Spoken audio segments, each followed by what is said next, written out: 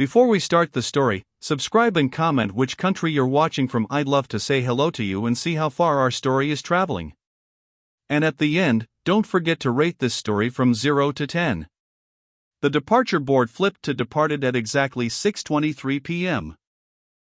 Kathleen Goss knew the exact second because she was staring directly at it when Flight 702 to Seattle, her flight, the one with her boarding pass, her seat 14B, her entire future changed status from boarding to departed in brutal red letters. No, she whispered, frozen 15 feet from gate 47. No, no, no. The gate agent was already rolling down the door. Already packing up her scanner. Already pretending not to see the panicked woman sprinting toward her with one shoe barely hanging on and mascara probably streaked down her face. Wait. Kathleen's voice cracked as she ran, her leather bag slamming against her hip. Please, I'm right here. I'm right here. The agent looked up. Made eye contact. And shook her head with that expression airline employees perfect over years of watching people's dreams dissolve, part sympathy, part not my problem. I'm sorry, ma'am. The door is closed. Flight 702 has departed. I was just, Kathleen gasped, bending over, hand on her knee, trying to breathe. I was just down the hall. 5 minutes. That's all I needed. The boarding call was 45 minutes ago. I know, but there's nothing I can do. The plane is taxiing. Through the window, Kathleen could see it. Her plane. Her interview. Her job offer from Mitchell & Howe Architecture, the firm that never hired straight out of grad school, except they'd made an exception for her, except the partner wanted to meet her in person tomorrow morning at 8 a.m. sharp, except now she was standing in Denver International Airport watching her only shot roll away on a Boeing 737. The gate agent's expression softened slightly. There's another flight in the morning. 6:45 a.m.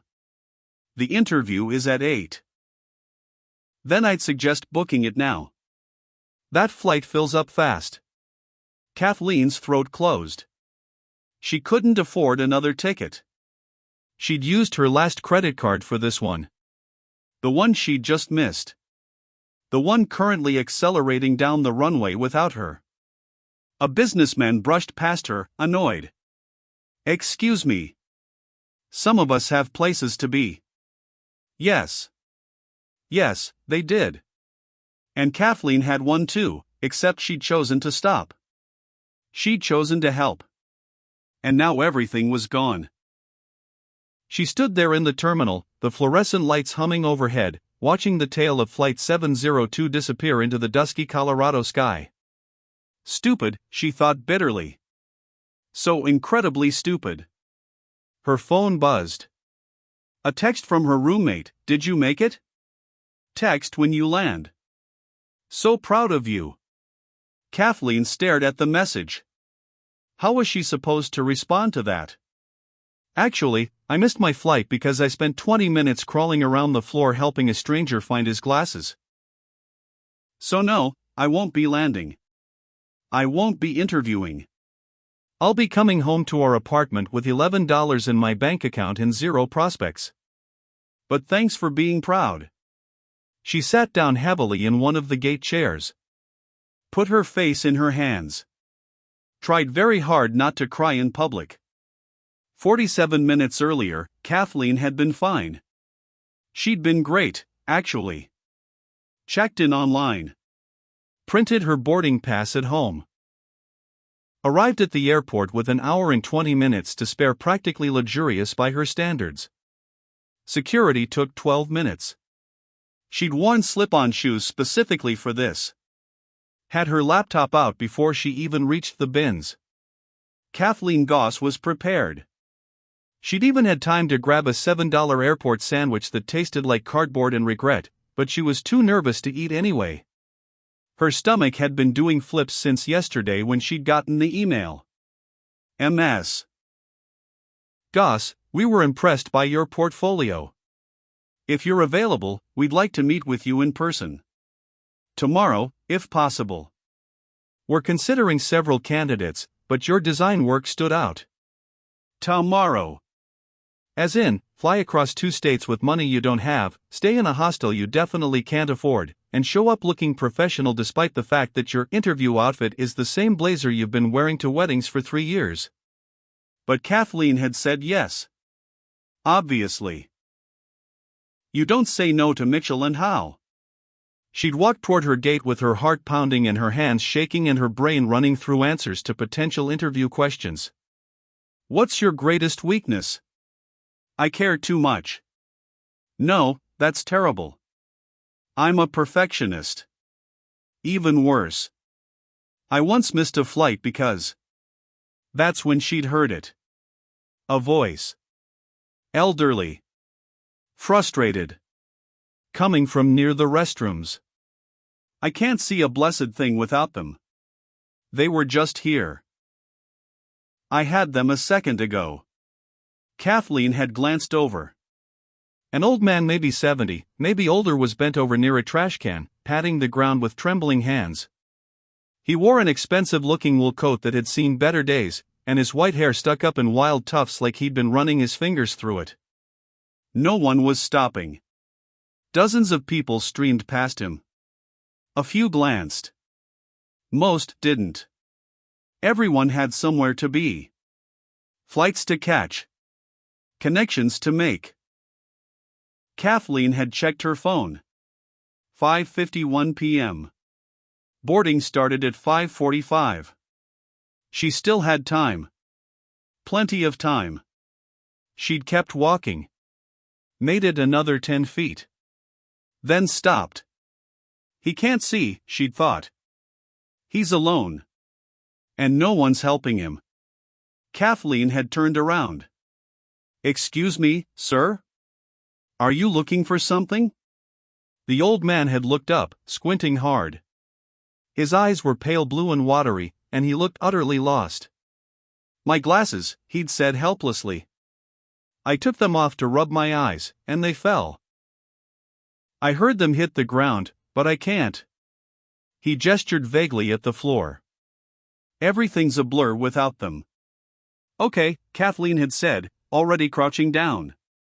Okay, don't worry. We'll find them. That was 20 minutes ago. 20 minutes of crawling on an airport floor. 20 minutes of checking under benches, behind trash cans, in corners where things roll when they're dropped. 20 minutes while her boarding time came and went and the final call announcement echoed through the terminal, and still, she couldn't find the damn glasses. I'm so sorry, the old man had kept saying. You probably have somewhere to be. I'm holding you up. It's fine, Kathleen had lied. It wasn't fine.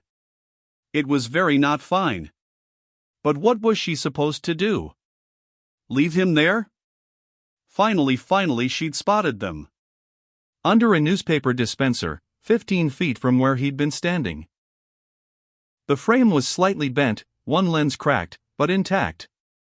Found them. The relief on his face had been worth it. Almost. Oh, thank heavens. Thank you, young lady. I don't know what I would have done.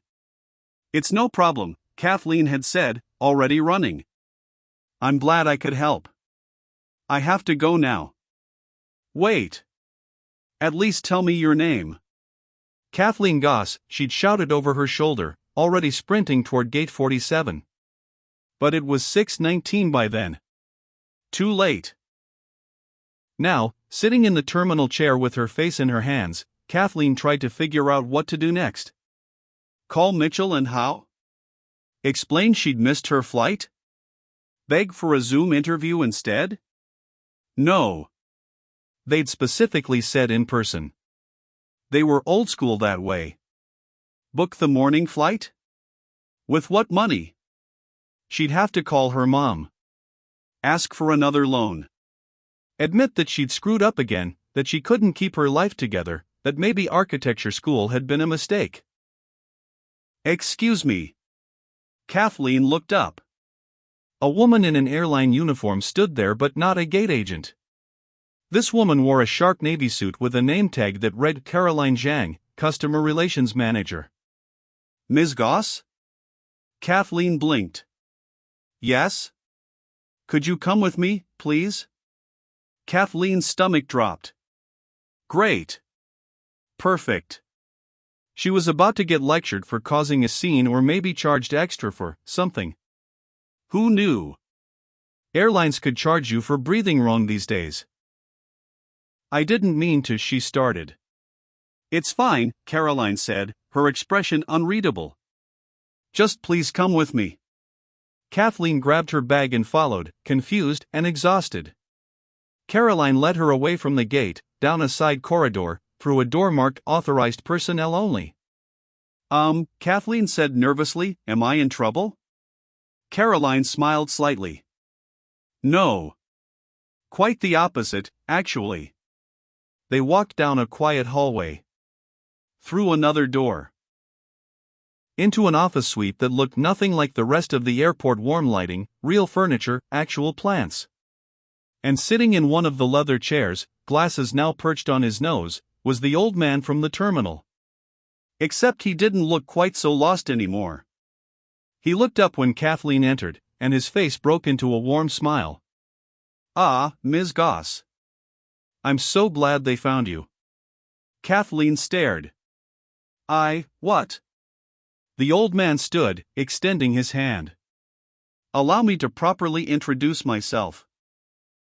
Ralph Motley. I own this airline. The room tilted. Kathleen's mouth opened. Closed. Opened again. No sound came out. Ralph Motley. As in Motley Air. As in the entire airline. The whole thing. She managed finally. You? I saw you missed your flight, Ralph said gently. Caroline here looked up your boarding pass. Flight 702 to Seattle. Important trip? Kathleen's brain was offline.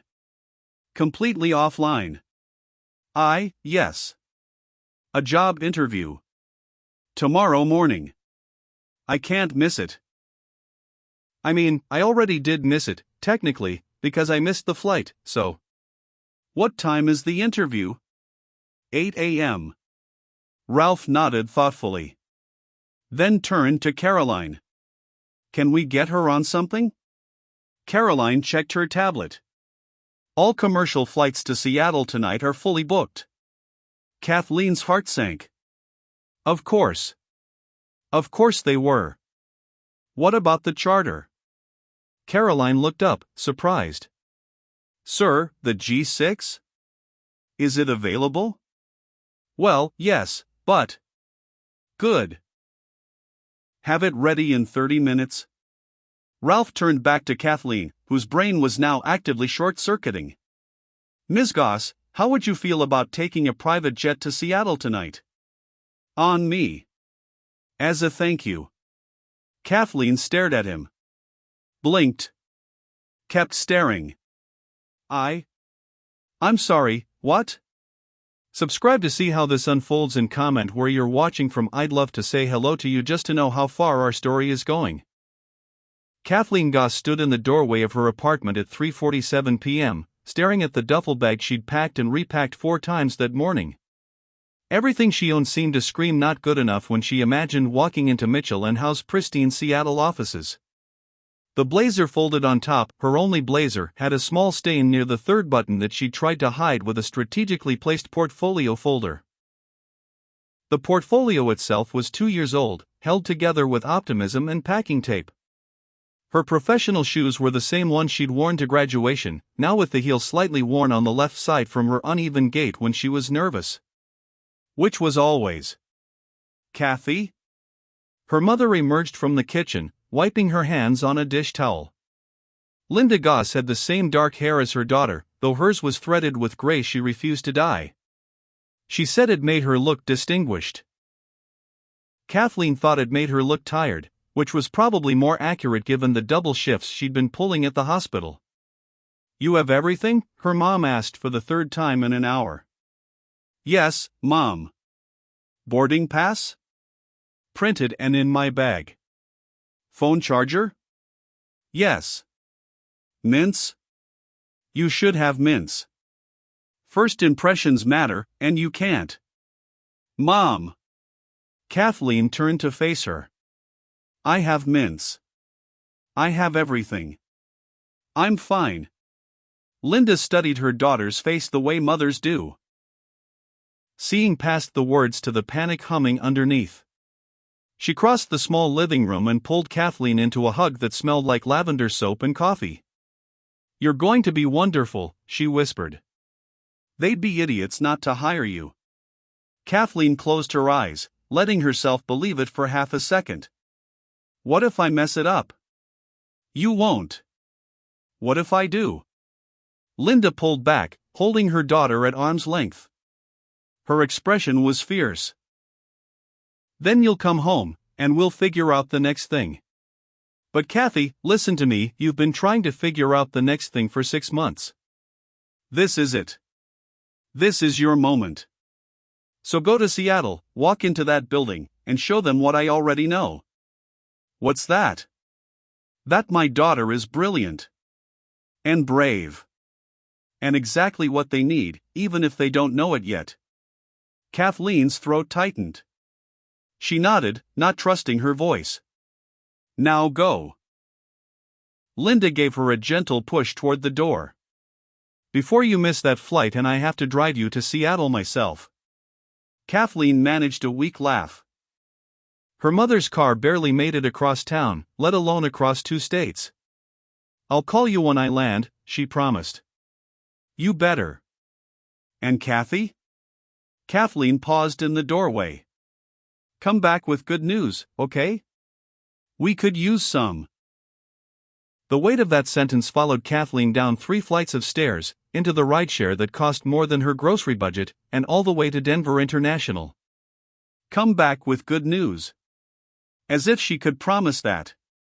As if she had any control over whether some partner at a prestigious firm looked at her portfolio and saw potential instead of just another desperate graduate with student loans and dreams. But she'd nodded. She'd smiled. She'd let her mother believe. Because what else could she do?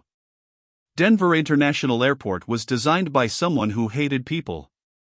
Kathleen was convinced of this.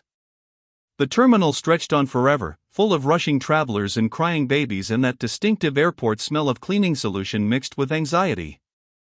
She'd arrived at 4:35, exactly 1 hour and 25 minutes before her flight. Perfect timing. Responsible timing. The kind of timing that showed she had her life together, even if the $11.37 in her checking account suggested otherwise. Security was supposed to be the easy part. She'd worn slip-on shoes specifically for this, black flats that pinched her toes but looked professional and, more importantly, didn't require unlacing. Her laptop was already out of her bag before she even joined the line. She'd removed her belt, her watch, her earrings. Everything that might beep or cause delay. The TSA agent barely glanced at her boarding pass before waving her through. Kathleen placed her bag on the conveyor belt with the careful reverence of someone whose entire future was packed inside it. Portfolio. Resume copies. The blazer with the stain. Everything. She walked through the metal detector. Nothing beeped. Perfect. Smooth. Exactly according to plan. Then she waited for her bag. And waited. The conveyor belt hummed. Other people's belongings rolled past. A businessman grabbed his laptop bag. A family collected 3 enormous suitcases. A teenager retrieved a backpack covered in band patches. Kathleen's gray duffel bag did not appear. She watched the opening where bags emerged, her stomach beginning to tighten. Still nothing. A TSA agent emerged from behind the X-ray machine, holding her bag. "This yours?" he asked, his expression suggesting he already knew the answer and was not pleased about it. "Yes," Kathleen said, her voice climbing an octave. "Is something wrong? Need to check it." "Step aside, please." Kathleen's heart dropped into her shoes, the slip-on shoes that were supposed to make this easy. She stood off to the side while the agent unzipped her bag and began removing items one by one. The portfolio. The resume copies. The blazer. A travel-size deodorant. Her phone charger. People streamed past, barely glancing at her. Everyone had somewhere to be. Everyone was on schedule. Everyone except Kathleen, who was now watching a stranger paw through her carefully packed belongings while precious minutes evaporated. "What's the issue?" she asked, trying to sound calm and probably failing. The agent held up a small bottle. "This is over 3.4 ounces. Kathleen stared at it. Her face wash. The fancy kind she'd splurged on for the interview because it was supposed to make your skin glow or something. She'd forgotten to transfer it to a travel bottle. "Oh," she said weakly. "I can throw it away. Need to run it through again. But I can just." "Ma'am, step aside please." Other passengers. So she stepped aside.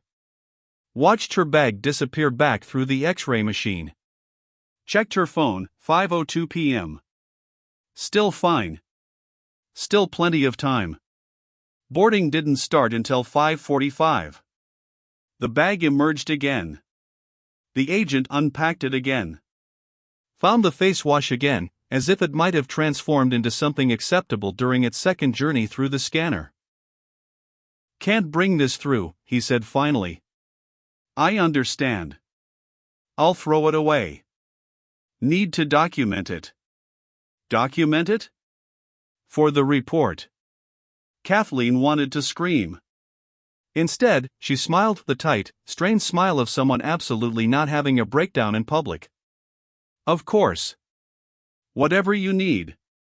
5 minutes later, 5 minutes that felt like 50, she was repacking her bag while the face wash sat in a nearby trash can, $32 of skin care gone forever.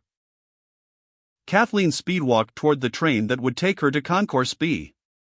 Her gate was B47. She had this. She was fine. Still 40 minutes until boarding. Except the train was packed. Bodies pressed together in the fluorescent-lit car. Someone's backpack jabbed into Kathleen's ribs. A child screamed directly into her ear. The recorded voice announced each stop with robotic cheer: Concourse A, Concourse B, Concourse C. Kathleen squeezed out at Concourse B and immediately got caught behind a family of 6 moving at the approximate speed of continental drift. The father was on his phone. The mother was trying to wrangle 3 children. The grandmother was examining every single shop window as if she'd never seen an airport Hudson News before. "Excuse me," Kathleen tried. No one moved. "Sorry, excuse me, I need to." The father shifted slightly, blocking her even more effectively. Kathleen darted left, nearly colliding with a businessman on a phone call. Dodged right, almost taking out a woman with a coffee. Finally found an opening and burst through, speedwalking past the family while the grandmother gave her a disapproving look. She checked the departure board, gate B47. Flight 702 to Seattle. Status, on time. Thank God. Thank God, thank God, thank God. Kathleen looked at her phone, 5:38 p.m. 7 minutes until boarding. She could see gate B47 in the distance. Maybe 200 feet away. She was going to make it. Everything was going to be. That's when she saw him. The old man was standing near a trash can, squinting at something in his hands. He wore an expensive-looking wool coat, charcoal gray and slightly too large for his frame, like he'd lost weight since buying it. White hair stuck up at odd angles. His hands trembled as he brought whatever he was holding closer to his face, trying to see it. As Kathleen watched, he dropped it. The object. She couldn't tell what it was from this distance, clattered to the ground. The old man bent down, moving stiffly, like his joints hurt. His hand patted the floor, searching. A businessman stepped around him without slowing. A woman with a rolling suitcase veered left to avoid him. No one stopped. Kathleen's feet kept moving toward her gate. Gate B47. Her flight. Her future. 200 feet away. The old man was still bent over, still searching, still alone. Kathleen looked at her phone, 5:39 p.m. She looked at the gate. She looked at the old man. Not my problem, she thought. I have a flight to catch. I have an interview. I have. The old man's hand knocked against the trash can as he searched. His face was creased with frustration and something else. Fear, maybe. The kind of fear that comes from being lost in a place designed for people who can see and move quickly and know exactly where they're going. Kathleen closed her eyes. Opened them. And walked past him. Made it 15 feet. 20 feet. Her mother's voice echoed in her head, "Come back with good news." But underneath that, quieter, was another voice. Her own voice. The one that sounded like her conscience. What kind of person are you? Kathleen stopped. Stood there in the middle of the concourse while travelers flowed around her like water around a stone. The kind who helps, she thought. Even when it's inconvenient. Even when it costs something. That's who I am. She turned around. The old man was trying to stand up now, one hand braced against the trash can. He looked exhausted. Kathleen walked back, her heart pounding for entirely different reasons now. Excuse me, sir? Did you drop something? He looked up, squinting. His eyes were pale blue and watery, struggling to focus on her face. My glasses, he said, his voice rough. I took them off to rub my eyes, and they fell. I heard them hit the ground, but I can't see where. He gestured helplessly at the floor. Everything's just shapes and colors without them. Kathleen checked her phone one more time, 5:41 p.m. 4 minutes until boarding started. Okay, she said, already crouching down. Let's find them. She set her duffel bag on a nearby chair and got on her hands and knees. The airport floor was disgusting. Years of compressed dirt and spilled coffee and who knew what else. Kathleen tried not to think about it as she peered under the trash can, around the base, behind a bench. What do they look like? She asked. Wire frames. Silver. The lenses are, his voice cracked slightly. I can't see anything without them. I'm supposed to meet someone, and I can't even read the gate numbers. It's okay. We'll find them. Just tell me where you were standing when you dropped them. I don't know. Right here, I think. Or maybe. He turned slowly, disoriented. Everything looks the same. Kathleen expanded her search radius. Under the bench. Behind a newspaper dispenser. Near the window overlooking the tarmac. Nothing. She checked her phone, 5:46 p.m. Boarding had started. Come back with good news. Kathleen shoved the thought away and kept searching. A businessman in a suit nearly stepped on her hand as she reached under a row of chairs. He didn't apologize. Didn't even seem to notice she was there. A woman with a rolling suitcase veered around her, making an irritated noise in the back of her throat. A teenager walked past, headphones in, eyes on his phone, completely oblivious. Kathleen was invisible. The old man was invisible. They were obstacles in a river of people with places to be. I'm so sorry, the old man said above her. You probably have somewhere you need to be. I'm holding you up.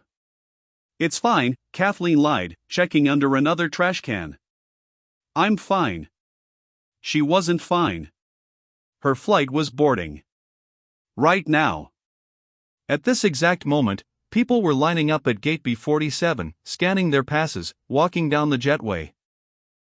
And she was on her hands and knees in Concourse B, searching for a stranger's glasses. Maybe I should just, the old man started. No, Kathleen said firmly. We're going to find them. Just give me a minute. She crawled further down the concourse. The floor was cold. Her knees were going to be bruised tomorrow. Tomorrow, when she was supposed to be impressing a room full of architects and instead would be explaining why she'd missed her flight. Stop it, she told herself. Focus. Just find the glasses and get to the gate. You can still make it. Maybe. A mother and daughter walked past, the mother pulling the daughter's arm.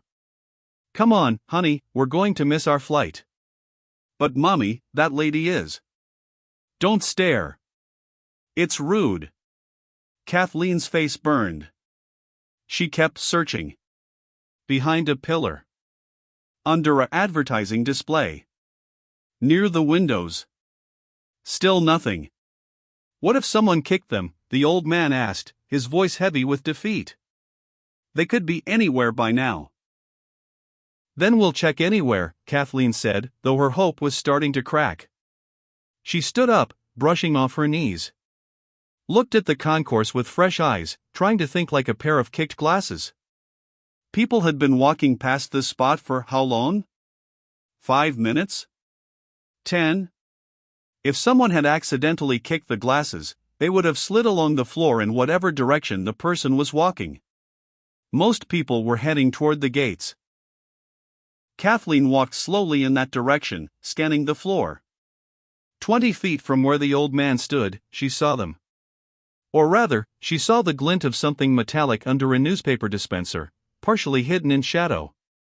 Found them, she called. Relief crashed over her so intensely she almost laughed. She grabbed the glasses' wire frames, silver, one lens cracked but intact, and hurried back. The old man's entire body sagged when she pressed them into his hands. Oh, thank heavens, he breathed, putting them on with shaking fingers. Thank you. Thank you so much. I don't know what I would have done. It's no problem, Kathleen said, already grabbing her bag. I'm glad I could help. I really have to go now, though. My flight. Wait. He reached out as if to stop her. At least tell me your name. Please. Kathleen hesitated. Every second mattered now. But he was looking at her with such earnest gratitude, and he was old, and he'd been alone, and... Kathleen Goss, she said quickly. Kathleen Goss, he repeated, as if committing it to memory. Thank you, Ms. Goss. Truly. You're welcome. I really have to. Let me give you something. For your trouble. I have. No, it's fine. Really. I have to go. Kathleen was already running, her duffel bag banging against her leg. Gate B47 was still 200 feet away. She checked her phone while running, 6:14 p.m. Her heart stopped. How was it 6:14? She'd started helping him at 5:41. That was only 33 minutes. She'd been searching for 33 minutes. No, she whispered, running faster. No, no, no. The gate came into view. The door was rolled halfway down. A gate agent was packing up her equipment. Wait! Kathleen screamed. Please! I'm right here. The agent looked up. Made eye contact. Shook her head. Kathleen ran anyway, her lungs burning, her vision blurring. She reached the gate just as the agent pulled the door completely shut. Please, Kathleen gasped, slamming her hands against the glass. Please, I'm right here. I have my boarding pass. I'm supposed to be on this flight. Please. The agent's voice came through a speaker, tinny and final. I'm sorry, ma'am. The door is closed. Flight 702 has departed. Through the window, Kathleen could see the plane. Her plane. Still sitting there. Not moving yet. So close she could almost touch it. But it's right there, she said desperately. It hasn't left. You could still. The boarding door is sealed. Federal regulations. I can't reopen it. Please. Please, I have a job interview. Tomorrow morning. I can't miss this flight. I can't. The agent's expression softened, but her answer didn't change. There's another flight tomorrow morning. 6:45 a.m. I'd suggest booking it now before it fills up. Kathleen stood there, her reflection staring back at her in the glass. She looked exactly how she felt, desperate, disheveled, defeated. Behind her, the concourse continued its normal flow. People rushing to gates. Families eating dinner. Businesspeople on phone calls. The world kept moving. Only Kathleen was stuck, watching her future taxi away without her. Kathleen pressed her forehead against the glass, watching the jetway retract from Flight 702. The plane sat there on the tarmac, so tantalizingly close. Passengers were visible through the small windows, settling into seats, stowing bags, completely unaware that someone's entire future was dissolving 15 feet away. "Ma'am, you need to step back from the door." The gate agent's voice had lost whatever softness it briefly held. Now it was just tired and annoyed. Kathleen turned to face her. The woman was maybe 45, with hair pulled back so tightly it looked painful and a name tag that read Sharon. "Sharon," Kathleen said, trying to keep her voice steady. "Please. I know the door is closed, but the plane is still right there. It hasn't moved. If you could just call down and ask them to." "The boarding door is sealed," Sharon interrupted, her tone suggesting she'd had this exact conversation 1,000 times before. "Once it's sealed, federal regulations prohibit reopening it except for emergencies." "This is an emergency." Kathleen's voice cracked. "I have a job interview tomorrow morning in Seattle.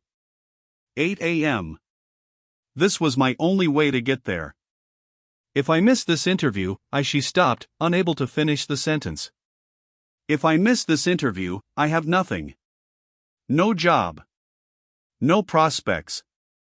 No way to pay my mother back for believing in me." Sharon's expression didn't change. She'd probably heard every sob story imaginable. "There's a 6:45 flight tomorrow morning. You'd get into Seattle at 9:30 local time.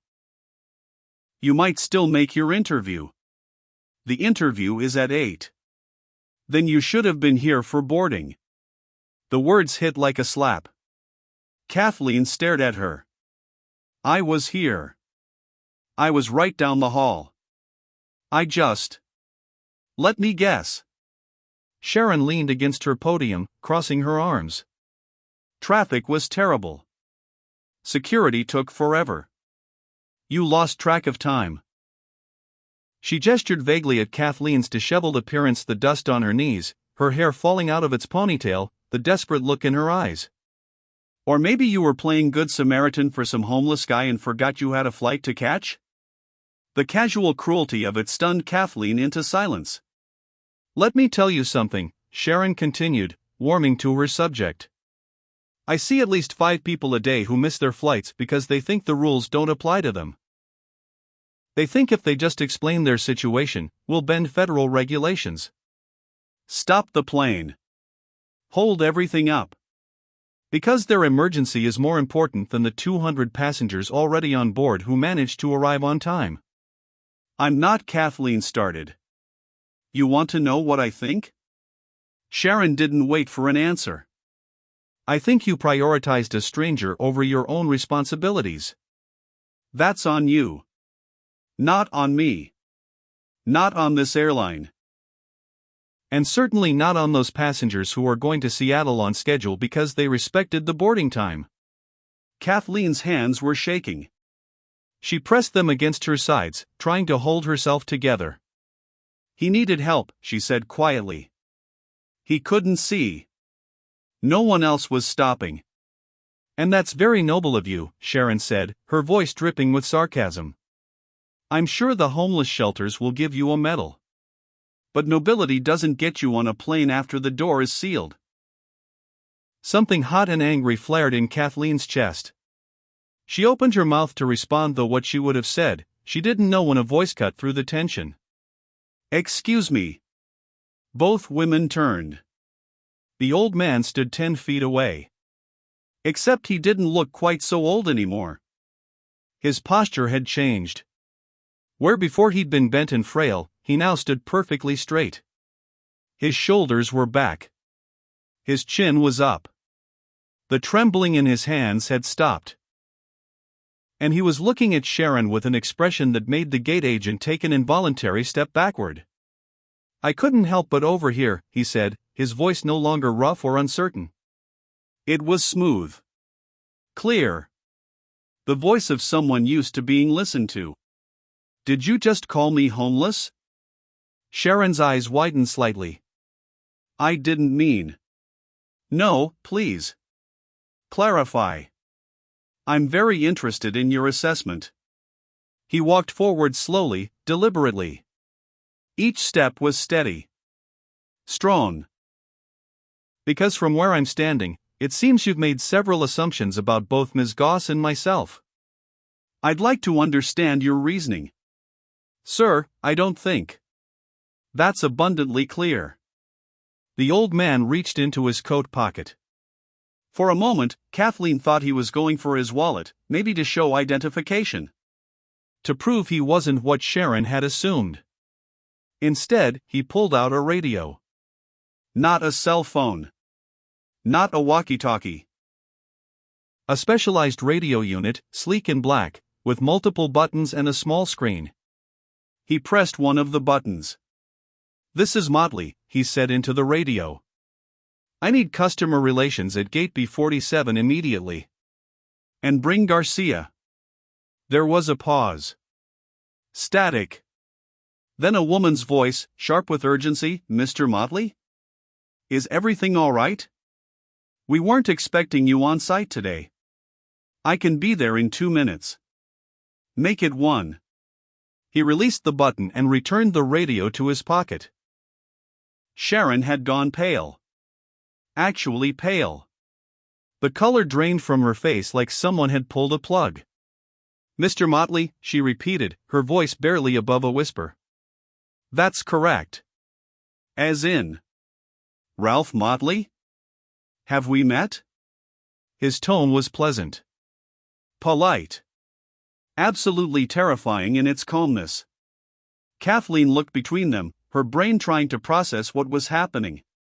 The old man Ralph had straightened to his full height, which was considerable. Without the bent posture, he was easily 6 feet tall. The expensive coat suddenly made sense. The way he carried himself made sense. "I don't understand," Kathleen said. Ralph turned to her, and his expression softened immediately. "Ms. Goss, I apologize. I should have introduced myself properly earlier.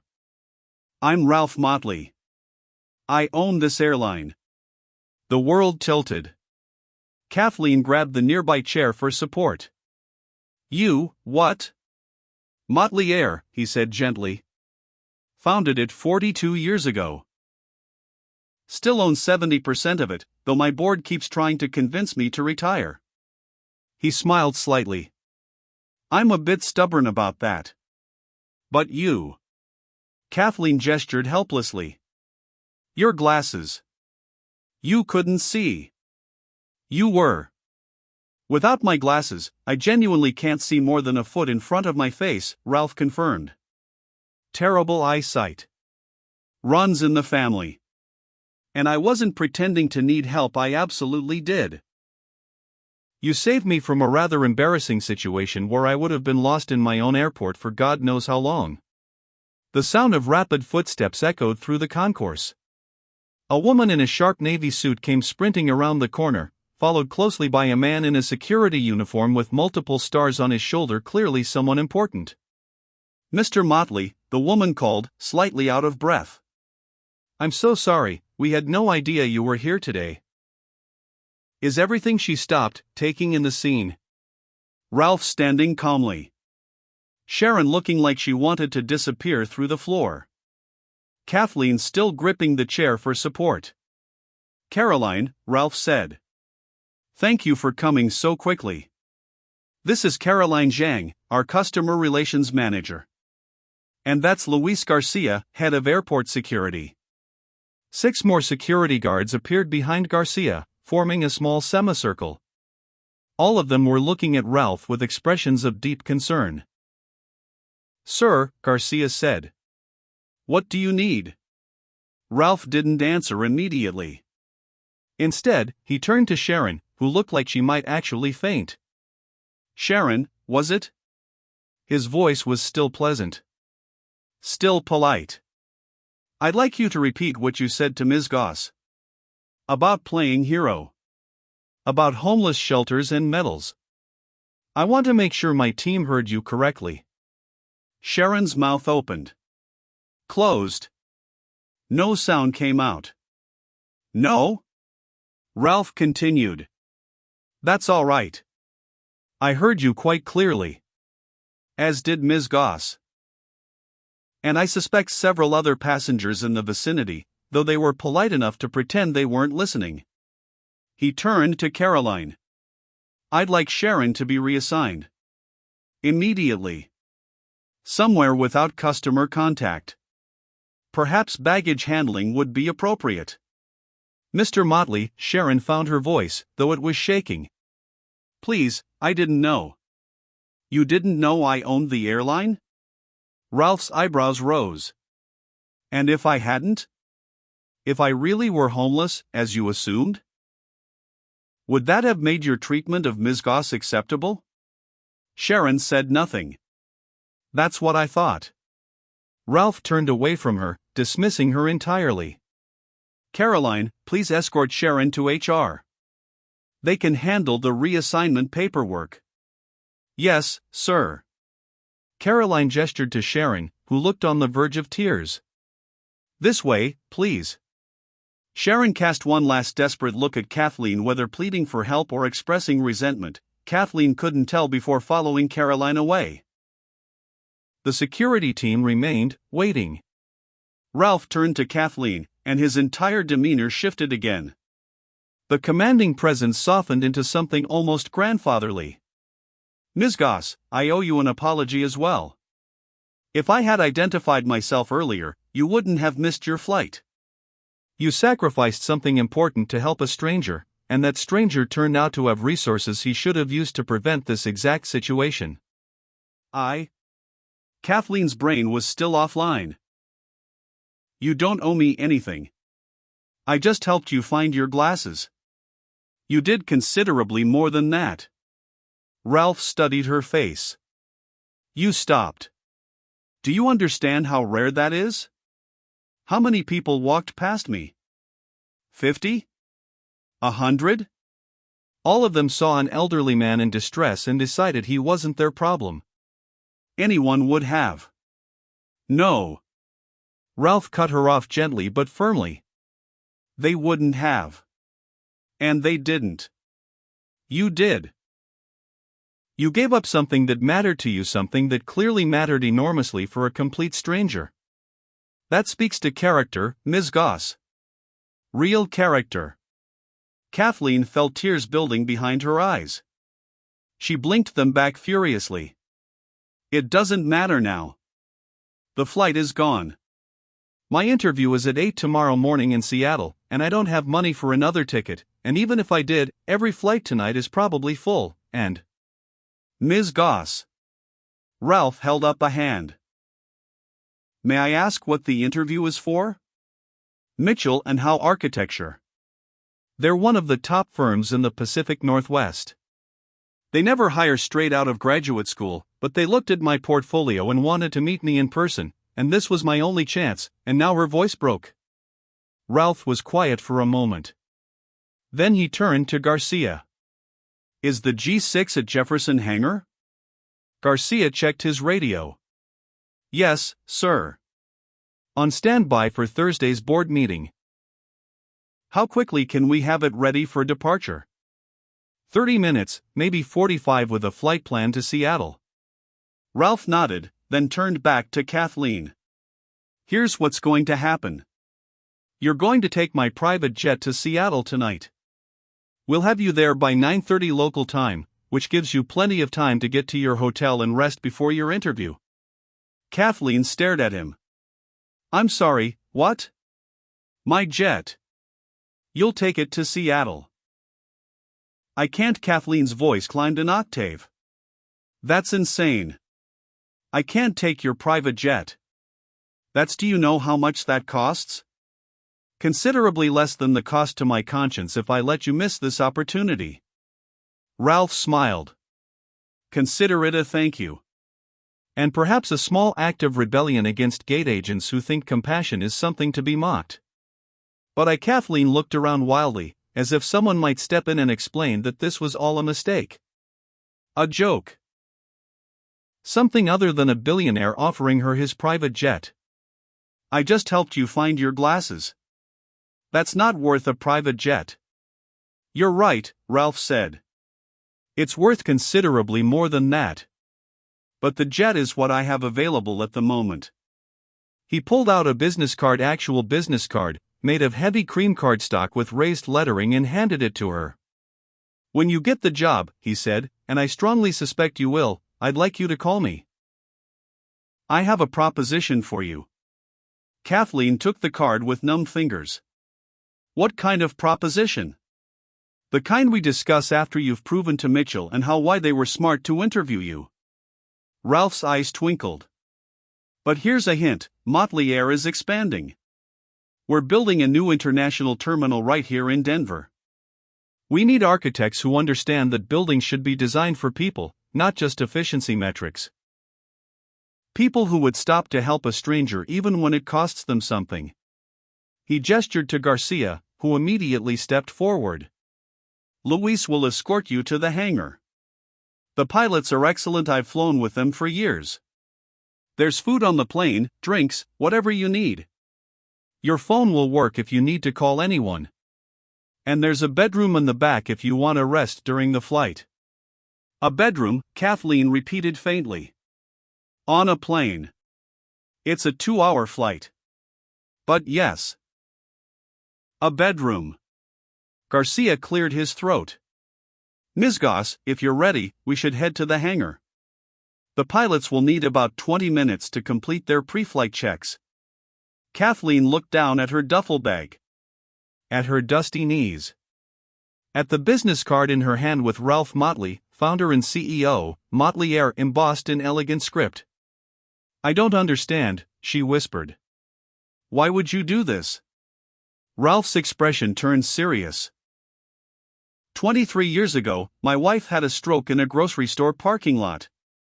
She collapsed between two cars where no one could see her. It was a hot August day. She lay there for almost an hour. Kathleen's breath caught. A teenager finally found her. 16 years old, supposed to be at soccer practice. He'd cut through the parking lot as a shortcut and heard her crying. He called 911. Stayed with her. Held her hand. Ralph's voice was thick. The doctors said if he'd been 10 minutes later, she would have died. As it was, she lived another 14 years. Good years. Because a kid with somewhere to be decided a stranger was more important. He met Kathleen's eyes. "I never got to thank him properly. His parents wouldn't accept money, said he'd just been doing what was right. So I'm thanking you instead. For being the kind of person who stops. The world needs more of that." Kathleen's tears finally spilled over. She wiped them away quickly, embarrassed. "Thank you," she managed. "I don't know what else to say except thank you." "Say you'll call me after the interview," Ralph said. "That's all I ask." Garcia gestured politely toward a doorway marked "Authorized Personnel Only." "Ms. Goss? This way, please." Kathleen picked up her duffel bag, the same bag she'd packed and repacked 4 times that morning, never imagining it would be traveling to Seattle on a private jet. She followed Garcia through the doorway, down a corridor, through another door that required his security badge. Behind her, she could hear Ralph giving instructions to his remaining security team. And someone check on Flight 702. I want to know if it departed on time. If there were any delays, I want a full report on why. His voice faded as they turned a corner. Garcia led her through a maze of corridors that regular passengers never saw the backstage of the airport. Maintenance workers nodded to Garcia as they passed. A woman in coveralls smiled at Kathleen. "Here we are," Garcia said, pushing open a door that led to the tarmac. The evening air hit Kathleen's face, cool and sharp. In the distance, she could see the main terminals, lit up against the darkening sky. Closer, across about 100 yards of tarmac, sat a sleek white jet with Motley Air painted in understated gold lettering along the fuselage. A set of stairs led up to an open door. A pilot stood at the top, waving. "That's Captain Morrison," Garcia said. "She's been flying for Mr. Motley for 12 years. You're in good hands." Kathleen started walking toward the jet, her legs feeling disconnected from her body. This wasn't real. It couldn't be real. People like her didn't end up on private jets. People like her missed flights and ate ramen for dinner and worried about bank overdraft fees. But the jet was solid. Real. The stairs clanged under her feet as she climbed. Captain Morrison, a woman in her 50s with kind eyes and graying hair, extended her hand. "Ms. Goss? Welcome aboard. I'm Sarah Morrison. I'll be your captain tonight." "Kathleen," she said, shaking the offered hand. "And I still can't believe this is happening." "Believe it. Mr. Motley called ahead. Said you were a VIP passenger." Sarah grinned. "Between you and me, he doesn't use the designation lightly. You must have made quite an impression." She gestured into the cabin. Kathleen stepped inside and stopped. The interior looked like something from a movie. Cream leather seats, actual seats, not the cramped economy seats she was used to, but wide armchairs with footrests. A couch along one wall. Mahogany tables. Soft lighting that looked like it came from actual lamps rather than fluorescent strips. "The bedroom's in the back if you want to rest," Sarah said. "Bathrooms fully stocked. There's food in the galley, sandwiches, salads, some pasta. Mr. Motley has someone stock it daily even when he's not flying. Help yourself to whatever you want." "I don't." Kathleen swallowed hard. "I don't know what to say." "You don't have to say anything. Just try to relax. You've had quite a day." Sarah squeezed her shoulder gently. "We'll be wheels up in about 15 minutes. Flight time to Seattle is 1 hour and 56 minutes. We'll have you there by 9:30, like Mr. Motley promised." She disappeared toward the cockpit, leaving Kathleen alone in the cabin. Slowly, carefully, Kathleen sank into one of the leather chairs. It was softer than her bed at home. She set her duffel bag on the floor and just sat there, trying to process everything that had happened in the last hour. Her phone buzzed. A text from her mother. "Did you land yet? I'm so nervous for you." Kathleen stared at the message. How was she supposed to explain this? "Hey Mom, I missed my flight because I helped an old man find his glasses, but it turns out he owns the airline, so now I'm on his private jet. Normal Tuesday, right?" She took a photo of the cabin and sent it without comment. 3 seconds later, her phone rang. "Kathleen Marie Goss, what on earth?" "Mom, I promise I'll explain everything," Kathleen interrupted. "But the short version is, I'm fine, I'm on my way to Seattle, and I have the most insane story to tell you." "Is that a couch? On a plane?" "Yes." "Kathleen. I know. I'll call you when I land, okay? I promise." After she hung up, Kathleen walked to the window and looked out. The main terminal was visible in the distance, still crowded with people rushing to gates, missing connections, stressing about schedules. 20 minutes ago, she'd been one of them. Now she was here. The engines hummed to life. The cabin lights dimmed slightly. Sarah's voice came over the intercom. "Ms. Goss, we're cleared for takeoff. Make yourself comfortable. Next stop, Seattle." Kathleen returned to her seat and buckled the seatbelt. Even private jets had seatbelts, apparently. As the plane began to taxi, she pulled out Ralph's business card again, running her thumb over the embossed lettering. "When you get the job," he'd said. Not if. When. She thought about her mother's words that morning, "Come back with good news."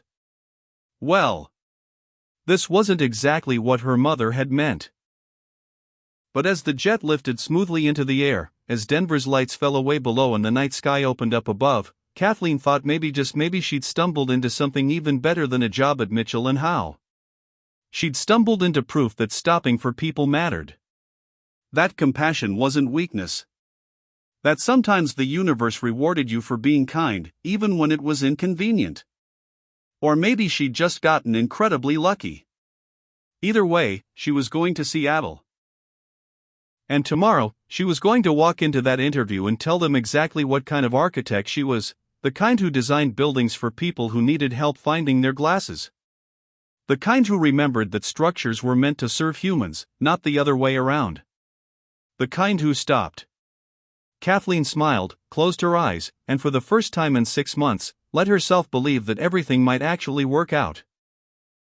Thank you for staying till the end. I hope you enjoyed every bit of it. We have other really interesting stories on our channel. You should check it out and subscribe so that you don't miss out whenever we post new stories.